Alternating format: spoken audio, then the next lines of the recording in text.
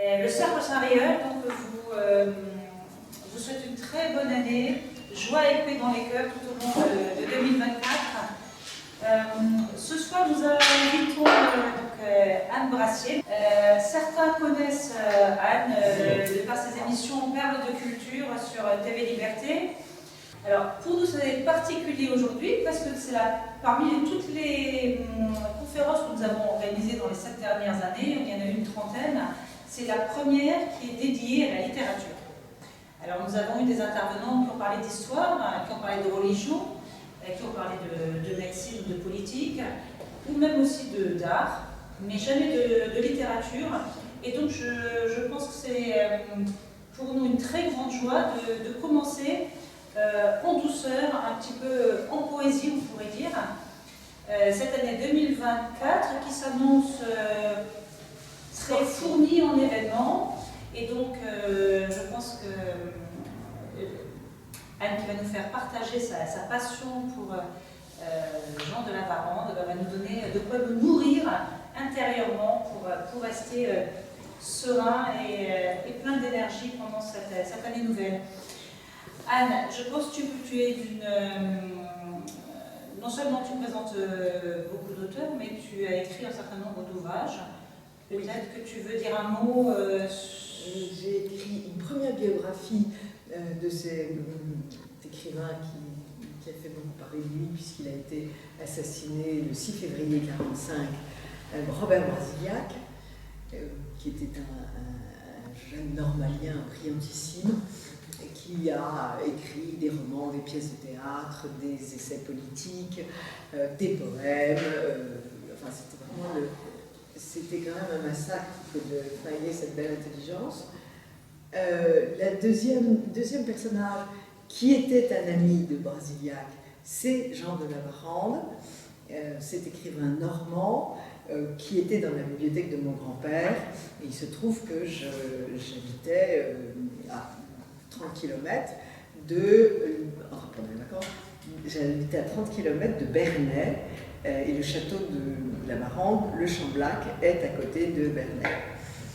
Et j'ai écrit après, à la demande de Régine Pernoud. J'ai été très honorée, j'ai rencontré au micro de Radio Courtoisie Régine Pernoud, et déjà très âgée, et elle avait lancé une collection de Vie de saints, je ne sais plus chez quel éditeur, et elle m'a demandé d'écrire une Sainte Anne. Alors là, je me suis gratté la tête en me disant, mais Anne, tu n'as jamais fait ça. Ah, Sainte Anne, c'est quand même pas grand-chose, ça va être très dur. Et puis, elle est morte avant que je lui ai donné ma réponse, alors je me suis sentie engagée. Et donc, j'ai fait ce petit texte sur Sainte Anne qui a été facilité parce que j'ai rencontré à la faculté catholique, j'ai rencontré le travail d'un prêtre qui était à Sainte-Anne-de-Beaupré et qui a consacré 10 ans de sa vie à la recherche du développement du culte de Sainte-Anne depuis Jérusalem jusque dans le nord de l'Europe. Et ça a été... parce que le culte de Sainte-Anne est l'un des premiers cultes à s'être répandu en Europe. Et puis enfin, j'ai écrit avec Stéphanie Mignon un petit pamphlet qui m'a beaucoup régalé, qui s'appelait « Cessez de nous libérer », parce que j'étais assez fatiguée du féminisme. Et donc nous avons rédigé 130 pages, je dois dire assez explosives, assez marrantes, très chrétiennes, parce qu'on a rappelé tout de même qui était la femme et quel était son rôle, et que dans une société où la femme travaille toute la journée, eh bien, elle n'élève pas ses enfants, et que ses enfants à 15 ans font des conneries, et que donc l'organisation sociale actuelle était très bête. Et puis c'était aussi le moment où Sarkozy a diminué les congés de maternité, parce qu'il a dit, je n'invente rien, ces congés de maternité sont un manque à gagner pour l'État, pour le produit national. Alors là, on l'a traité carrément de macro qui mettait les femmes sur le trottoir. Ça me paraissait la comparaison la plus évidente. Et c'est normal. nous ne sommes pas, c'était drôle, c'est un petit livre drôle. Chacun, il y a des tas de gens qui sont obligés, des femmes qui sont obligées de travailler parce qu'elles sont seules, parce qu'il n'y a pas de règles dans ce domaine. Mais le matraquage, si vous voulez, de tous les journaux féminins sur le travail des femmes, alors qu'en fait les femmes travaillent du matin au soir, mais bien sûr la nuit quand les bébés sont en bas âge. Donc ça fait partie des mensonges de notre société et qui l'affiche en l'air en plus. Voilà. Et puis j'ai travaillé longtemps dans un très beau quotidien qui s'appelle Présent et qui s'appelait Présent, fondé par Jean Madiran. Et j'avais écrit beaucoup de chroniques littéraires, parce qu'en fait je me suis toujours passionnée pour la littérature, j'ai fait des études littéraires, et donc j'ai croisé tout ce qu'il y a de grands livres depuis 40 ans maintenant, et donc c'était amusant de réunir certains de ces articles, ne serait-ce que pour garder une mémoire de ces livres. Et c'était un petit livre illustré par Char, qui est une jolie dessinatrice. Alors, Jean de la Marande, nous allons changer d'époque, ça va vous faire beaucoup de bien, nous allons partir 2 siècles en arrière. Et si vous êtes, c'est vraiment un bonheur de lecture. Vous êtes là d'une littérature déprimante, nombriliste, voire centrée sur autre chose. Vous êtes là de la lutte des classes. Vous êtes là de la démocratie et de ses batifolages, de ses mensonges, de son égalitarisme abscon. Vous êtes là de l'exotisme à tout crin et du mantra « ailleurs c'est plus beau ». Vous êtes là du culte du soleil. Vous êtes là d'un certain monde contemporain où il n'y a plus ni breton, ni normand, ni provençaux. Alors, échappez-vous dans l'œuvre de La Marande. La Marande est donc un écrivain normand qui naît au château du Chamblac en 1887 et il est mort en 1959. Donc, on a l'impression que c'est un contemporain, mais vous verrez, il n'en est rien. Alors, il est orphelin très tôt, son père est officier de marine et meurt de maladie, et il est élevé par sa mère qui va repartir vivre chez son père. Et ce père, c'est tout de même l'amiral Floriot de Langres, une famille, une fratrie de 4 officiers de marine célèbres, et qui avait pignon sur rue à Rennes. Et cet homme, qui s'est donc occupé de ce petit garçon, cet homme a eu une influence considérable sur l'enfant et qui sera bercé par des histoires de l'Ancien Régime. Pourquoi ? Eh bien parce que Florian de Langres a connu la Restauration. On a un petit peu oublié qu'il y a eu une période après la Révolution où les choses sont redevenues normales. Ça n'a pas duré longtemps, mais ça a existé. Donc voilà cette influence considérable qui marque que les grands-parents sont gens dangereux pour les petits-enfants parce qu'ils sont capables de merveilleusement instruire ces petits-enfants. Par ailleurs, si vous voulez, La Marande a subi 2 guerres, celle de 14 et celle de 40. Il a fait la guerre de 14. La guerre de 40, son château a été occupé par les Allemands. Il a connu les bombardements. Sa province, qu'il appelait la Toscane de France, a été quand même sacrément abîmée par les bombardements. L'époque a eu du mal à plaire à Jean de la Marande. Il se demandait vraiment pourquoi est-ce que Dieu l'avait fait naître dans cette période bizarre. Il faut vous dire que la Marande avait beaucoup de talent, vraiment beaucoup de dons. Il a fait des études d'art et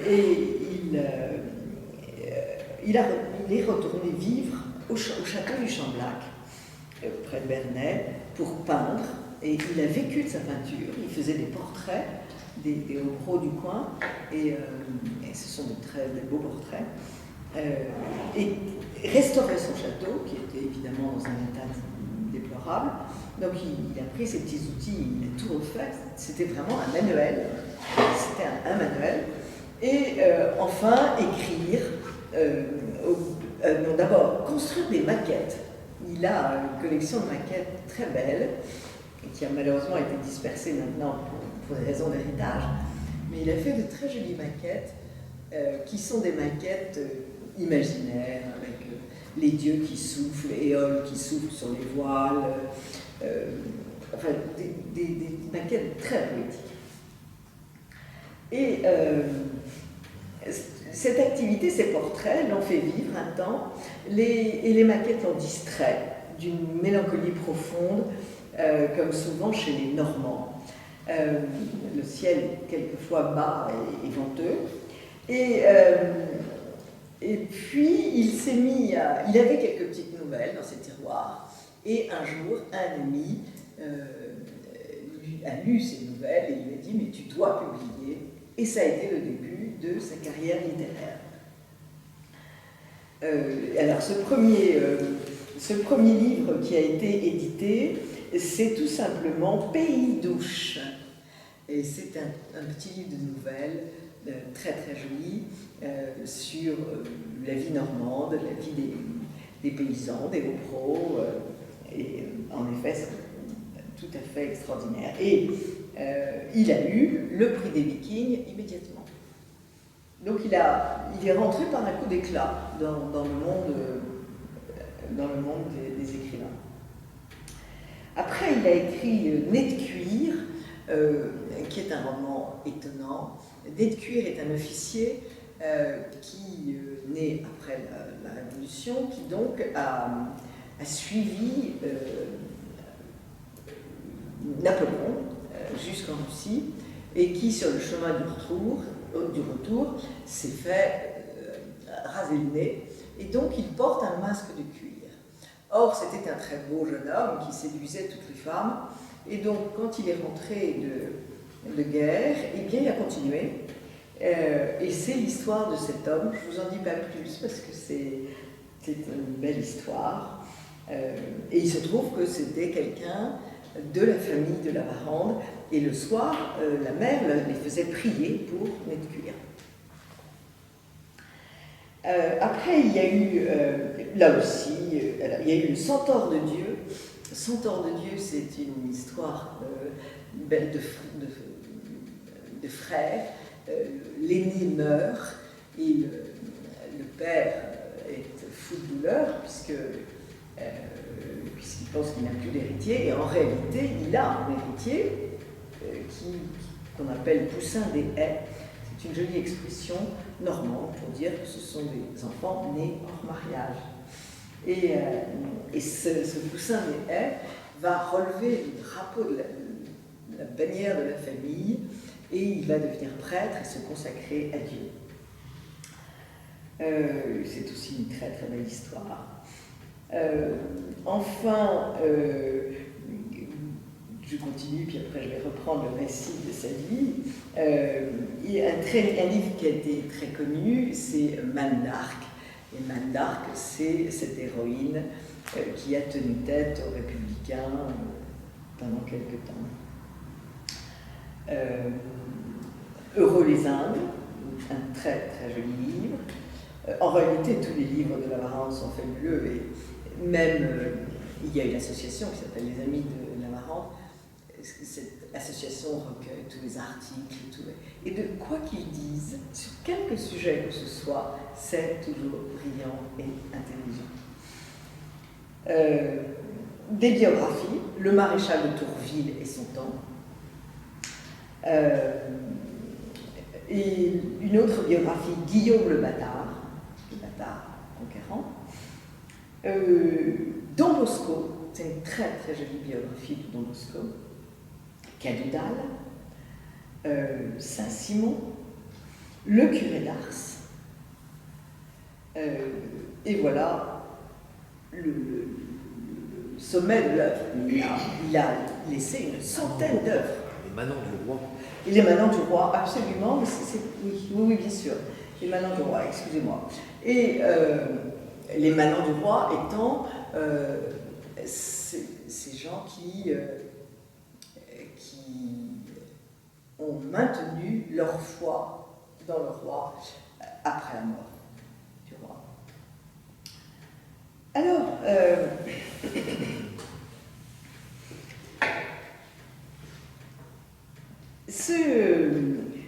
pourquoi est-ce que donc la Varande se trouve tout à fait décalée par rapport à ce XXe siècle, au cœur duquel il vivait? Eh bien, parce que c'est pour lui celui des grandes personnalités. Or, nous dit Céline, le temps des caractères est fini. Raboté, ramené à de toutes petites proportions, voire éliminé si on dépasse trop, égalitarisme oblige, les contemporains de la Varande ne l'enchantent guère.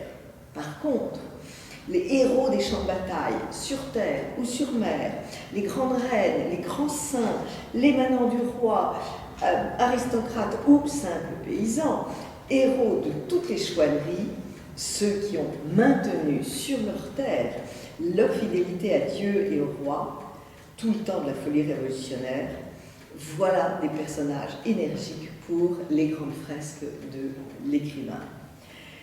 La Varande, comme toutes les âmes bien nées, aime admirer. Il choisit donc des héros admirables. Alors, ces êtres, évidemment, ont leur faiblesse, comme tout le monde, mais elle est sublimée et il sera tout à fait heureux de se transporter dans le monde. Et alors, ce qui est amusant, c'est que lui n'a jamais quitté son château de Normand.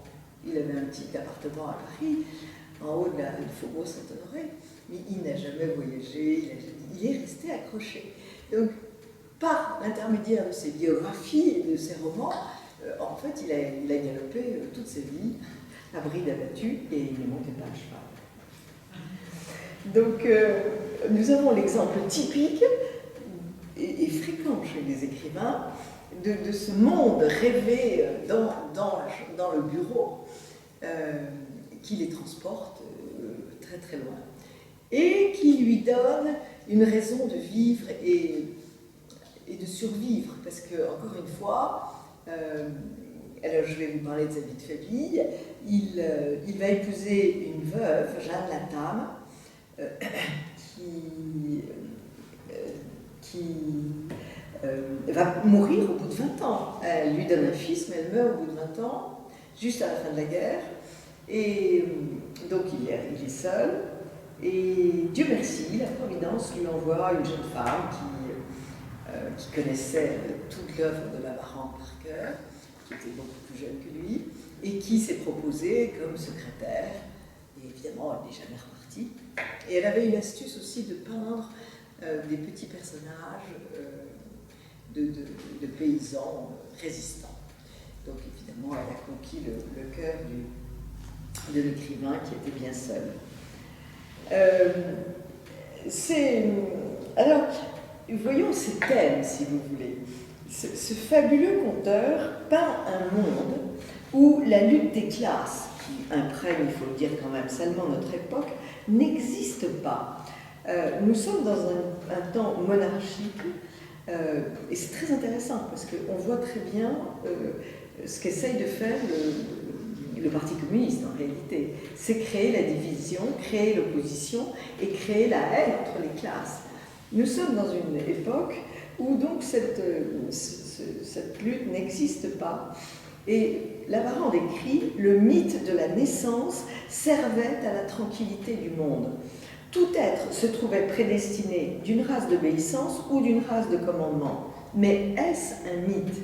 Alors, ça ne veut pas dire du tout, ne pensez pas, qu'il y a des gens qui doivent obéir tout le reste de leur vie, et d'autres qui doivent commander tout le reste de leur vie. Non, dans l'univers de la Varande, et dans ses biographies, on le voit très bien, il y a des paysans qui sont devenus chefs de guerre, il y a des matelots qui sont devenus de grands officiers de mer, mais c'est l'idée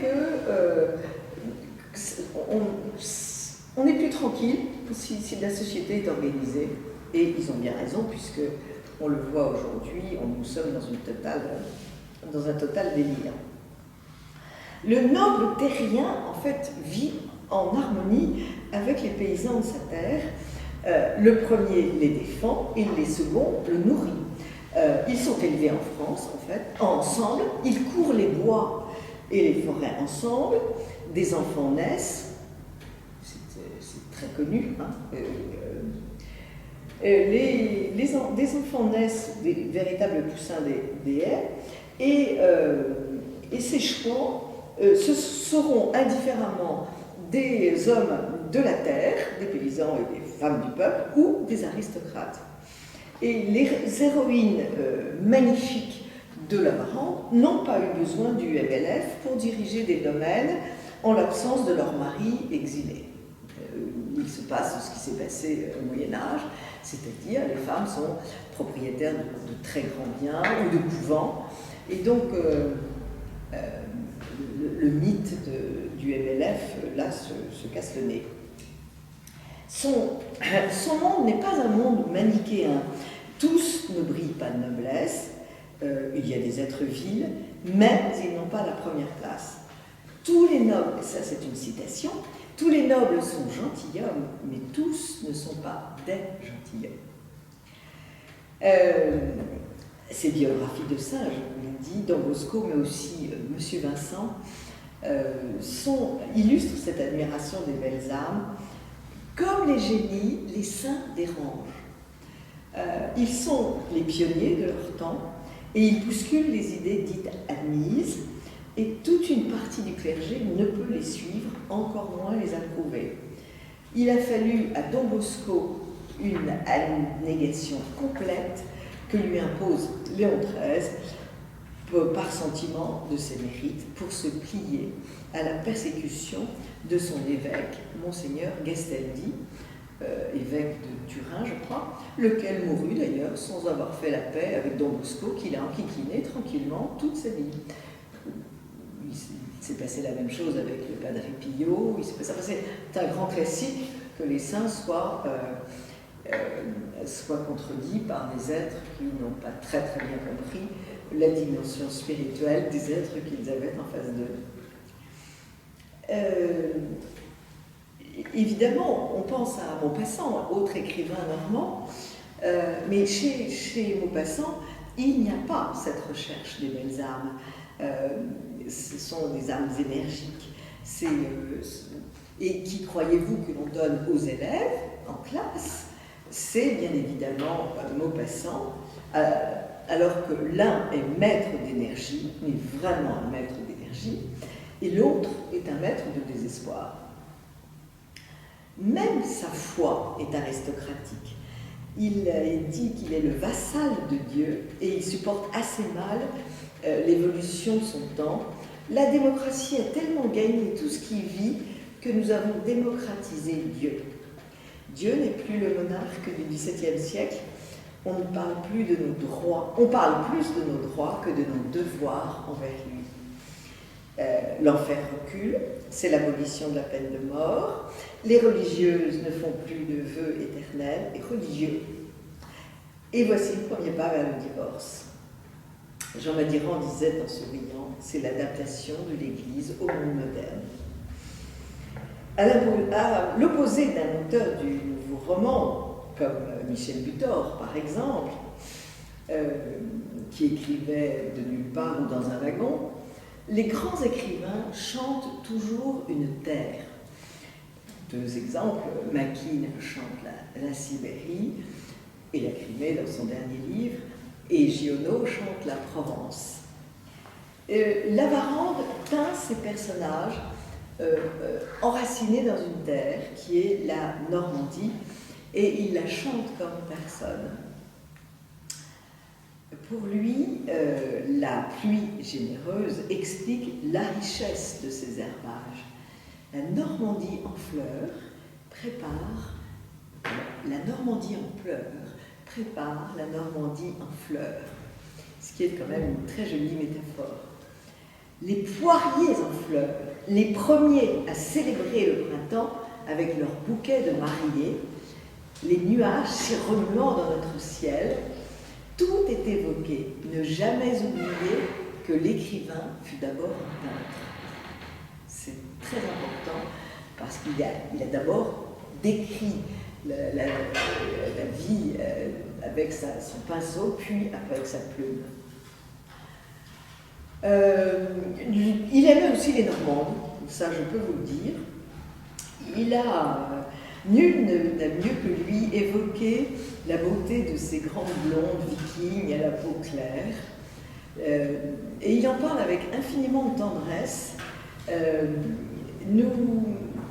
Nous vivons, je dois dire, sous ses yeux, sur un piédestal, et mal en prendra un nez de cuir qui n'a pas su se maîtriser et qui a voulu de force vaincre la belle Judith de Rivers.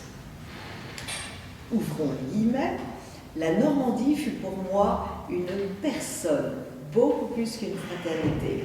Je la vois féminine, et moins encore par cette désignation que par son être intime. Féminine par sa diversité physique et morale, sans doute, et par la passion qu'elle entretient chez moi. Aimer ainsi, la personne ne pouvait être que féminine. Alors, bien sûr, la Varande connaîtra des ennuis à la Libération, alors qu'il n'a strictement rien fait et que, encore une fois, son château a été occupé par les Allemands. Mais évidemment, toute son œuvre étant une accusation des mœurs communistes, les communistes étant les grands vainqueurs dans la Libération, il fallait qu'ils dégagent. Et voilà, vous savez qu'il y a eu un comité national des écrivains fondé en 1941 par le Parti communiste et Aragon, le grand Aragon. Et il a donc été sur la première liste des écrivains épurés. Alors évidemment, notre Lavarande n'était pas un doux, il n'était pas un grand turiféraire de la République. Attention, accrochez-vous à cette citation. La République, ce mot qui lui représentait le désordre, les appétits déchaînés, un méli-mélo de folie, de gabegie et de petites gens sales se prélassant dans des fauteuils dorés. Je trouve que c'est une prophétie par rapport à la situation d'aujourd'hui qui quand même tombe à pic.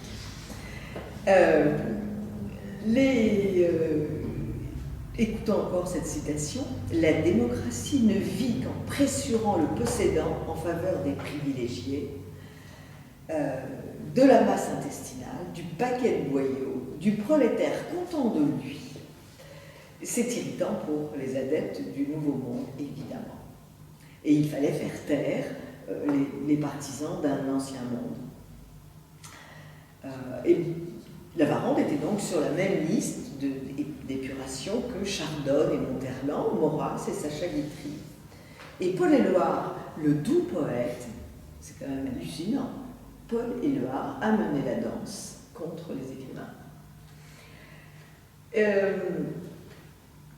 Laisser tuer un autre poète ne l'a pas gêné du tout, d'ailleurs, n'a pas gêné du tout Éluard.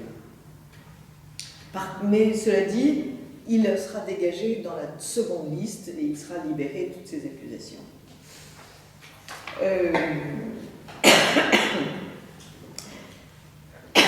Alors, voilà il va se justifier et il va dire étant resté en dehors des politiques contemporaines et sans autre philosophie que celle du conteur, je suis plus attaqué que les partisans les plus violents. Les idées que je représente, dont quelques-uns apprécient encore la pureté et le patriotisme, ne peuvent que souffrir des calomnies répandues contre leur porte-parole. Et cette déclaration dans une lettre à Pascal Puy de Clinchamp, croyez bien que je reste pur français et dans la plus haute acceptation du terme, tourné vers nos vraies gloires et nos vrais orgueils.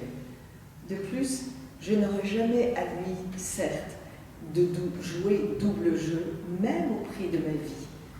Ce que j'ai souffert ici est à ne pas croire et me met quand même au-dessus des haines et des compromissions dans une maison ravagée, et les autres étaient tranquillement dans leur exil à Lyon. Il a écrit un très beau livre sur l'occupation qui s'appelle La Tourmente. Le premier problème vient justement des temps nouveaux, si vous voulez, où à partir de 1945, les fausses gloires, les faux orgueils vont pontifier et où la propagande rouge va battre son plein. Le second problème consiste en la force de cette œuvre qui n'est pas seulement une évocation du passé, mais qui comporte des propositions pour notre société contemporaine. Propositions donc en parfaite opposition avec le marxisme, pas une lutte des classes, mais une interdépendance, la nécessité de servir et non de se servir, le respect des ancêtres, bref, le contraire du nouveau mot d'ordre, du passé faisant table rase. Ne jamais oublier que cette phrase a connu sa grande gloire en 89 et en 45. Et pour cette raison, Brasiliac, qui l'admirait, l'avait surnommé le dernier féodal, ce qui est évidemment très intelligent. Lavarande a manifesté sa tristesse de voir la Normandie anéantie sous les bombardements. Mais c'était un écrivain extrêmement connu, ses tirages étaient considérables et en réalité, certains ont voulu sa place. Le problème, c'est que cette épuration a duré 60 ans, elle s'atténue un peu, mais Lavarande n'est pas enseigné dans les écoles. Par contre, Aragon et le Var, ceux-là ont vraiment le vent en poupe. Et les effets de cette propagande soviétique ont été considérables. Ça a été un véritable bombardement d'Hiroshima, brûlant tous les esprits et interdisant toutes les grandes plumes à partir de 1945. Quant au style de Lavarande, eh bien c'est une expérience inouïe. Imaginez une cavalcade avec accélération puis ralentissement, une foule de mots et de verbes et d'adjectifs, un vocabulaire précis pris dans le patois normand ou le jargon professionnel, ou dans la langue du XVIIIe, ou dans la langue des marins, ou la langue de l'Ancien Régime, je le disais, vous serez complètement dépaysé. Vous quitterez un pays contemporain anglicisé, au langage simplifié, et sa littérature appauvrie à quelques exceptions près, et vous retrouverez une France éternelle et une langue riche et colorée. Suivez donc Nez de Cuir, Manne d'Arc, le centaure de Dieu, l'homme aux gants de toile, dans leur course à travers bois et forêts, et vous me remercierez chaleureusement. Nous volons de l'énergie et du panache. N'en fut-il plus au monde? Et pour terminer cette petite présentation, je vais vous lire quelques extraits de textes de Jean de Lavarande que j'aime beaucoup et qui sont très représentatifs de sa plume. L'imagination, folle du logis, allant donc magicienne de l'homme et sa maîtresse. Le conquérant est d'abord un imaginatif forcené, le savant, un imaginatif appliqué, le saint, un imaginatif de l'infini, le politique, un créateur inouï d'imagination. Voyez à l'heure actuelle ce que l'imagination obtient des hommes. On leur jette en pâture l'imagination de bonheur futur et l'humanité s'enflamme. L'humanité oublie les tristes jours du présent. La création littéraire est la récompense d'une vie intérieure intense et profonde. Que celui qui veut rendre la vie, qui y apporte la vie. L'exigence de Lavarande était terrible. L'écrivain, pour moi, c'est celui qui joue sa tête, même pour une seule page, qui ne sait pas le temps qu'il y passera, le phosphore qu'il y brûlera, Nous devons écrire comme si nous utilisions une feuille d'or. L'écrivain veut communiquer à tout prix, communiquer le plus pur de soi avec le minimum de mots. Le reste devrait être silence. Et ça, j'aime beaucoup, parce qu'il y a quand même beaucoup de gens qui écrivent n'importe quoi. Dans certaines vocations, il y a l'impérieux quelque chose à dire qui dépasse le talent, lui, consacré à comment dire quelque chose.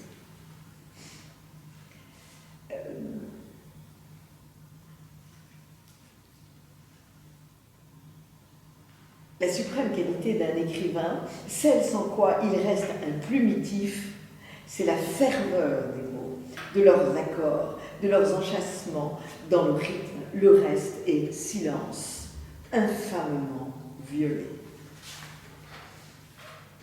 Je n'écris qu'inflammatoirement, comme les tissus s'enflamment pour rejeter les échardes qui nous sont entrées dans la chair. Nous sommes en face d'un homme d'une sensibilité absolument exceptionnelle. Et cette phrase que j'aime beaucoup, nous sommes tous sur une barque trouée et les paquets de toile grise, ce sont nos pauvres rêves. Voilà, voilà des exemples de cet esprit créateur, de cette grande force qu'il y a en lui. Encore quelques-unes. Un saint n'est qu'un être qui obéit, qui se confie et qui aime sans doute plus que tout.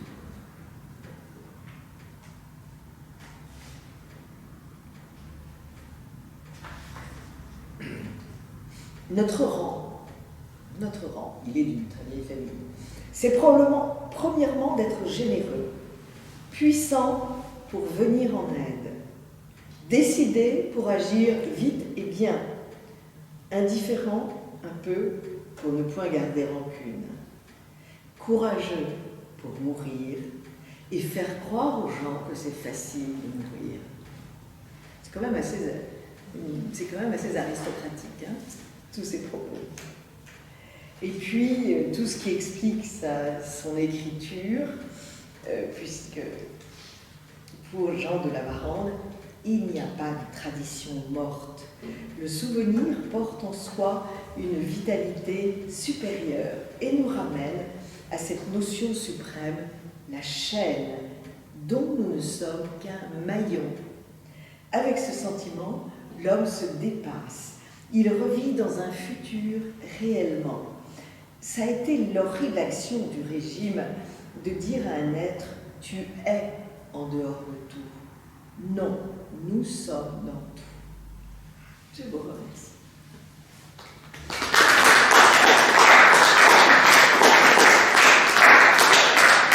Et je peux répondre à vos questions si vous en avez. Cette œuvre se retrouve chez les bouquinistes, chez les... c'est assez facile à trouver. Il y a d'ailleurs il y a eu un film qui a été fait donc à partir de... Nez de cuir avec Jean Marais. Nez de cuir avec Jean Marais, donc peut-être un film que certains ont vu, moi non. Oui, oui. Juste un petit mot, enfin, qui est une réaction tout à fait personnelle, avant de donner la parole à ceux qui le voudront. Donc, vous adresserez directement à Anne Brassier, hein, si vous voulez lui poser une question. Une présentation de Jean de La Varande, il y a 20 ans, ça m'aurait beaucoup surprise. Mais au fur et à mesure, je ne suis pas de famille du tout aristocratique ni quoi que ce soit, mais au fil du temps, les événements que nous vivons nous ont amenés tous, ceux qui sont peut-être issus de familles aristocratiques et ceux du peuple, à remettre en question finalement ce narratif républicain. Et on voit aujourd'hui une très grande défiance et même une détestation de la République française, peut-être pas toujours en comprenant pourquoi, mais nous sommes vraiment sur le chemin un petit peu d'une redécouverte de nous-mêmes, justement. Vous avez raison, cette œuvre est proprement prophétique. Parce que quand il l'a écrite, donc avant la guerre de 14, avant la guerre de 40, ses idées étaient assez passéiste, réservé dans un tout petit milieu. Et puis, la guerre arrive, le communisme qui déferle sur le monde, et cette œuvre devient absolument prophétique. Et aujourd'hui, j'avoue que moi, ça fait 30 ans que je dis cette phrase sur la République. Il y a 30 ans, ça m'amusait déjà, mais alors là, maintenant, ça me délivre de tous ces gens vraiment de très petites valeurs qui se prélassent sur des fauteuils dorés. C'est exactement ça. Et il faut bien savoir que moi, je ne suis pas non plus d'origine aristocratique, je suis d'une lignée de paysans d'un côté et d'artisans maçons de l'autre. Mais encore une fois, cette société est faite d'amitié civile, d'amitié. Il n'est pas question de se détester. Or, nous vivons aujourd'hui dans une bonne période de détestation, et quelquefois d'ailleurs justifiée, parce qu'il y en a qui exagèrent quand même un petit peu. Donc, c'est vraiment une question d'amitié, et en ce sens-là, je trouve que c'est bénéfique. Alors, il y a certainement des pays, je pense à l'Autriche en particulier, où il y a effectivement une camaraderie naturelle entre paysans et ceux qui restent d'aristocratie. Alors que chez nous, c'est, je ne sais pas si c'est le communisme étant passé par là, il y a quand même très souvent une distance. Et j'étais, justement par rapport à cette notion de classe dans laquelle nous avons été éduqués finalement, et je me rappelle, il y a 8 ans de cela, à peu près, nous étions à Rome chez mon frère, et j'ai rencontré une Française qui habitait là-bas, et elle me dit, de toute façon, avec beaucoup de désaventures, moi j'étais encore dans l'idée quand même, l'école et tout, on faut toujours essayer de devenir mieux, d'être un peu mieux, pas de changer de place, mais quelque part ça voulait dire ça, il faut toujours pousser les enfants, sinon il n'y a plus rien, si un fils de maçon reste maçon, c'est nul. Et non, on me dit, non, pas du tout, non. S'il devient un artisan hors pair, il a gagné sa vie. Non, c'est juste le narratif que je reprends. Oui. Et donc cette femme, beaucoup de naturel, qui me dit, moi j'aime bien les Italiens, parce qu'ils sont contents, ils ne cherchent pas à changer de classe. Bon, et je me suis dit, tiens. Et ça m'a fait effectivement... C'est-à-dire que l'Italien n'a pas été formaté à ces idées républicaines. La République est venue très tard en Italie. L'Italie a été formatée, pétrie par l'Église. Or, dans une optique catholique, vous êtes né quelque part et vous êtes bien là où vous êtes et vous faites votre salut en vous améliorant, en luttant contre vous, mais ce n'est pas, le but n'est pas de faire une expansion financière considérable et de posséder tout Milan, tout Turin. C'est là où l'on voit, si vous voulez, la différence des deux peuples. Et ça n'empêche que les esprits brillants peuvent larguer les amarres et devenir de grands savants, de grands artistes, de grands entrepreneurs. Il y a un livre qui s'appelle Les gentilshommes de Lavarande qui présente une ou deux figures d'aristocratique, mais aussi des grands chefs d'entreprise, notamment le fondateur des chantiers navals du Havre et d'Honfleur. Parce que ces chantiers navals, ils ont construit des bateaux qui sont allés jusqu'en Amérique. Il y a un autre homme qui est un entrepreneur de voitures. Donc, si vous voulez, Lavarande a un respect pour celui qui travaille et qui réussit. Ça ne pose pas de problème, évidemment.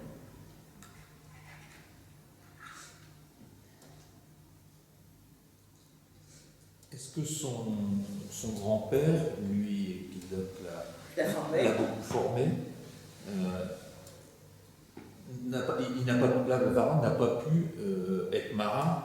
Il y a eu une vocation rentrée, un peu comme un autre écrivain maudit. Absolument. Il n'a pas pu être marin pour des raisons il ne pouvait pas faire naval parce qu'il avait une mauvaise vue. Comme un autre était sourd. Et comme un autre était sourd, absolument. Bon, je ne sais pas en plus si. Parce que l'école navale est quand même assez dure. C'était pas un intellectuel. Je ne le vois pas en train de résoudre beaucoup d'exercices mathématiques. Mais en tout cas, on dit que c'est à cause de ses vues.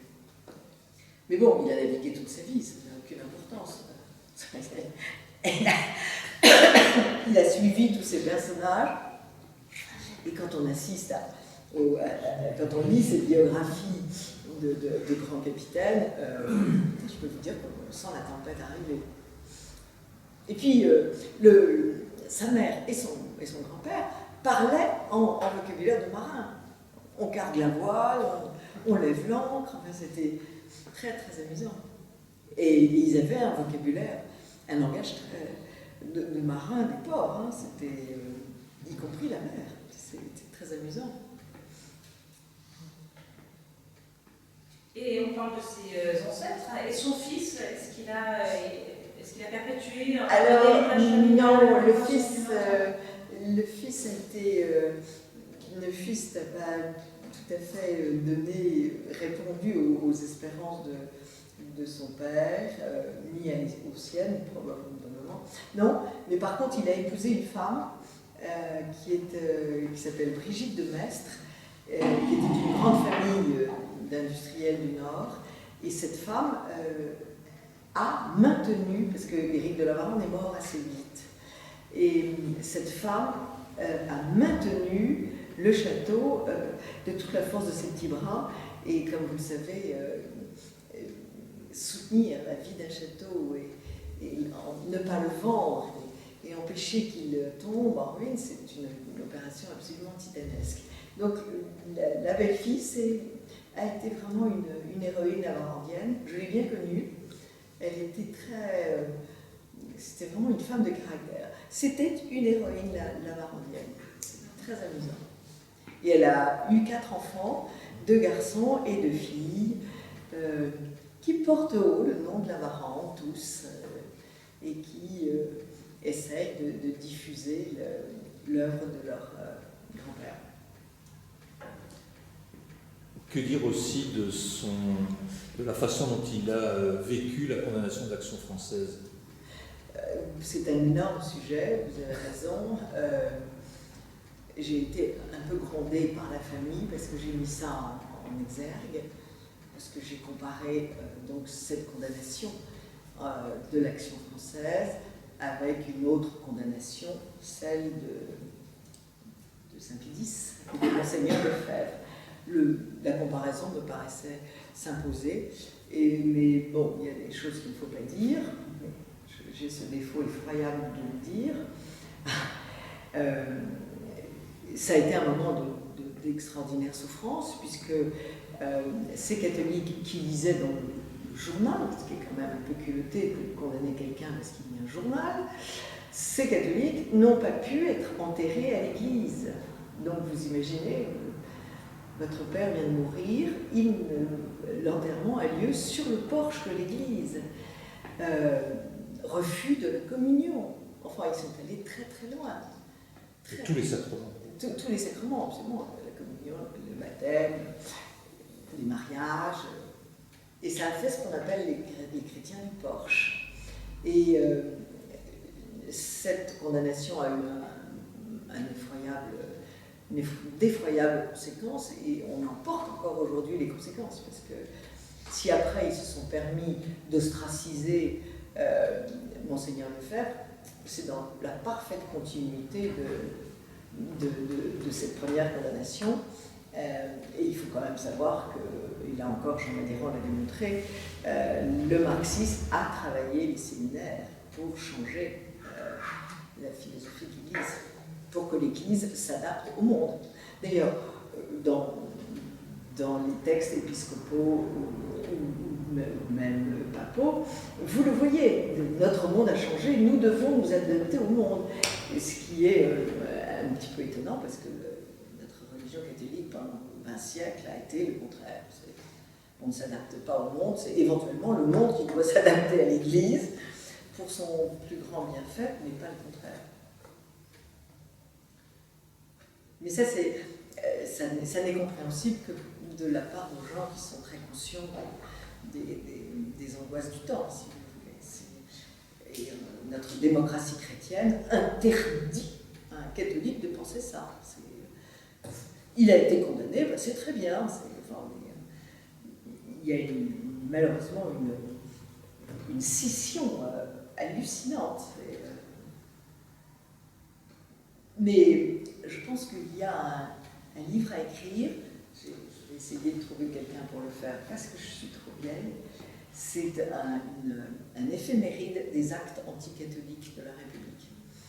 Et alors, nous connaissons tous les actes anticatholiques de la Révolution, les noyades, les massacres, les femmes et les enfants qui sont dans le parking du Mans, qu'on a découvert en 2019. Ils ont voulu faire un parking, ils ouvrent la terre, et ils s'aperçoivent que les républicains ont massacré femmes et enfants et vieillards. Mais, alors il y a eu la Restauration, ça s'est un peu calmé, et puis tout a recommencé à partir de 1870. Alors, on ne massacrait pas, mais c'était des petits coups en douce.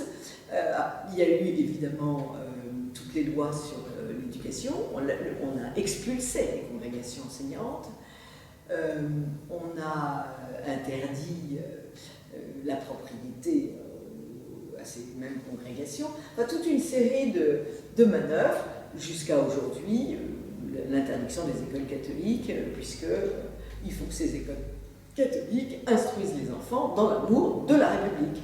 Laquelle République les a tués depuis un siècle. C'est quand même schizophrénique, il faut bien quand même le dire.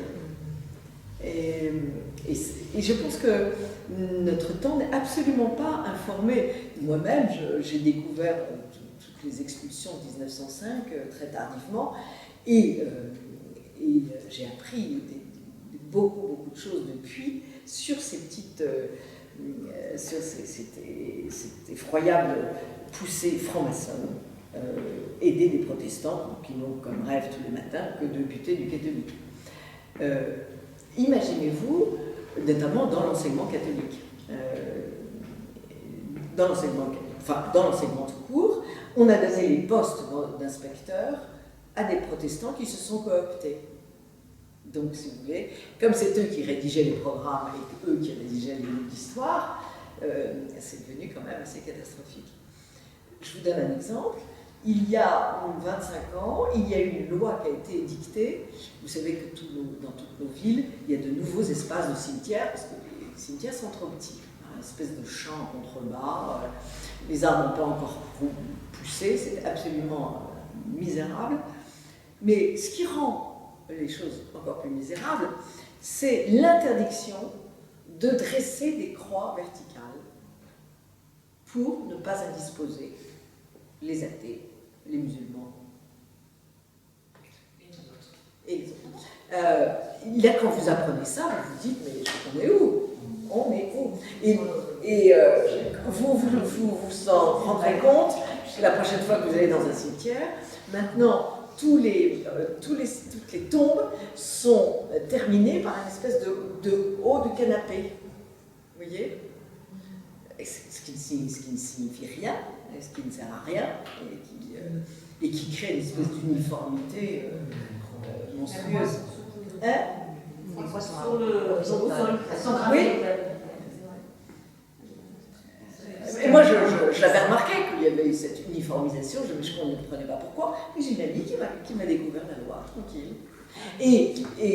Alors, on peut bénéficier d'exceptions, mais ça dépend de la municipalité. Donc, si vous avez une municipalité rouge, si vous demandez une croix, vous pouvez toujours l'attendre.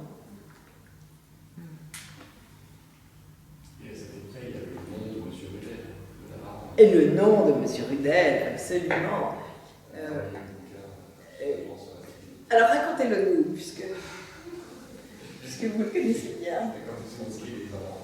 Les inventaires. Les expulsions des catholiques et notamment des congrégations catholiques. Il y a le moment où la République, en fait, s'approprie les biens des clergés. Oui, absolument, absolument. Et ce militaire qui est obligé qui on demande de prendre l'église, l'église. Et cet vieil aristocrate Oui. qui se rend dans l'église et qui monte la garde pour empêcher en fait l'armée, les gendarmes de rentrer dans l'église et de venir en prendre les biens du Ouais. Et c'est cette résistance de cet homme tout seul qui est magnifique. Qui est magnifique, mais ça, la réflexion autour de la fidélité. Et qui explique pourquoi cette œuvre de Lavarande est explosive. Oui. Parce que résister à la République, quand même, ça fait des ordres. Et puis l'autre chose aussi, que vous n'oubliez pas, c'est Lavarande, quand même, catholique, très bien souligné, et en même temps, c'est quelqu'un qui souligne bien le tourment de l'âme. Le tourment de l'âme. Oui. Et le cœur pensif. Oui. Vous voyez bien toutes les tentations du monde. Absolument. Il évoque tout. Il est très complet. Il est très complet, il est très modeste. Il est très modeste, il est très conscient de ses faiblesses. Il est très... Mais merci d'avoir rappelé le nom de M. Rendel. C'est tout de même effrayant de penser que les soldats de la République sont rentrés dans les églises pour piquer les ciboires, les tableaux, les dentures et tout ça. Enfin, je veux dire, on a vécu, encore une fois, une période révolutionnaire. Et je pense que tous nos braves citoyens aujourd'hui qui votent comme un seul homme pour la démocratie chrétienne ne savent pas ça.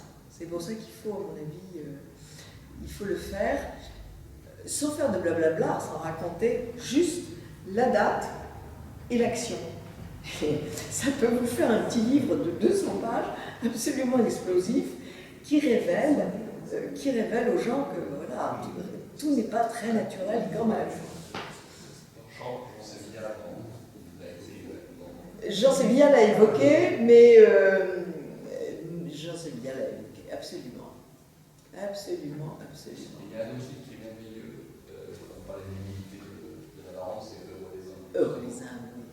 Si on veut rentrer dans l'amour de Lavarande, je pense que c'est absolument. Je vais essayer de vous trouver des citations de Heureux les âmes, vous avez raison. Voilà.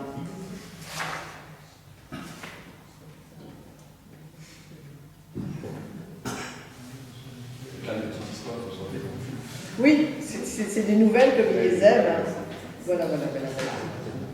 Mais des nouvelles sur quelle sur la vie de qui met en exergue ces émotions.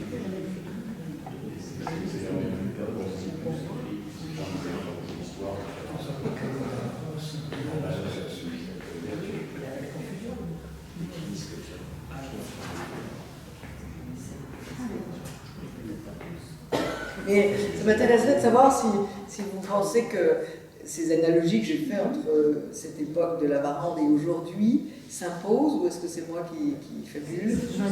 C'est juste magnifique. Arrivant à Bouvieux, je viens de traverser Chantilly, j'ai conscience de tout ce qui se passe. Je suis assez présente à Chantilly par le biais des associations, notamment des jardins familiaux. Oui. Donc, nous voyons beaucoup la mairie, et tous ces gens qui se sont appropriés juste la ville, le château. Absolument. Qui n'en font que ce qu'ils veulent, même des œuvres, des choses qui disparaissent.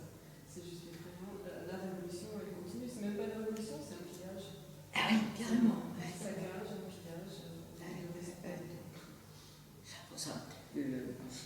Le nombre d'objets d'art qui ont disparu, volés par les uns et les autres, tranquillement. C'était hallucinant. Mais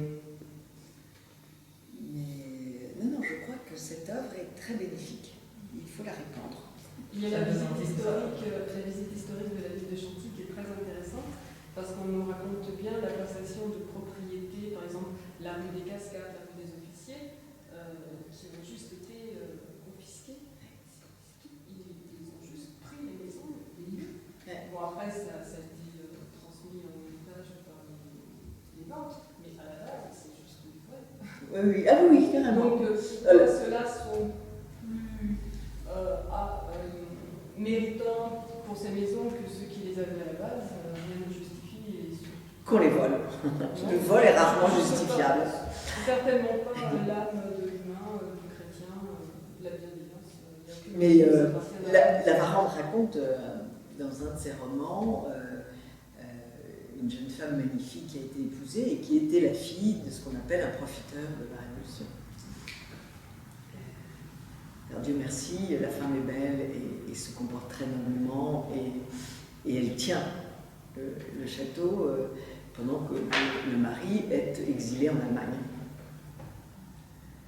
Mais parce que ça aussi, c'est fou, la France s'est vidée à ce moment-là de ses meilleurs éléments. Mais c'est une œuvre terriblement révélatrice et alors imaginez-vous que commencer par Brasilia qui n'était pas non plus très tendre avec la République et après la Varande, je suis devenue assez impropre à la vie politique française depuis 40 ans.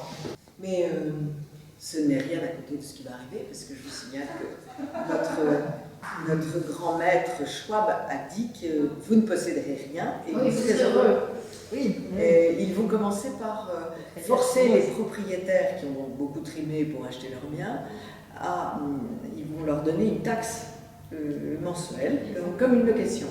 Donc il faudra en quelque sorte racheter son bien. De l'héritage, n'en parlons pas, comme c'est inégalitaire, ils n'en veulent plus. Et il y a un projet, et là il y a je crois que c'est un député croate qui a hurlé à Bruxelles. Pour des raisons d'écologie, Bruxelles s'autorise à exproprier des gens. Vous êtes sur un terrain qui va être transformé en parc national, en parc écologique, on vous exproprie. Mais en fait, ils ne prononcent pas le mot exproprier. Ils disent, pour protéger la nature, nous allons prendre possession. Et alors, le Croate qui a été occupé par les Soviétiques, se met à crier. Du temps des Soviétiques, ils avaient le courage d'appeler un chat et une expropriation, une expropriation. C'est marrant. Tous ceux qui sont dans l'Est reconnaissent bien les techniques. Absolument. C'est pour ça que, c'est pour ça que ils l'ont connu, ils ont payé, ils ont subi le communisme pendant 70 ans, et c'est pour ça que ce sont les plus nerveux à Bruxelles. Les autres ne savent rien, subissent tout et sont prêts à trader leur héritage de façon stupide. Il y a une part d'autobiographie dans son œuvre. Il est absolument présent à chacune de ces pages. Oui, mais indépendamment de. Non, parce que. Des épisodes qui racontent. Non, parce qu'il n'a pas. Non, parce que si vous l'ai dit, il a été officier de marine, il a jamais galopé, il a vécu dans son château enfermé, il a eu deux histoires d'amour comme sa femme et cette jeune femme qui s'appelle Maria Pia. Il a comme but d'édifier. C'est vraiment. Il a été élevé très chrétiennement. Sa mère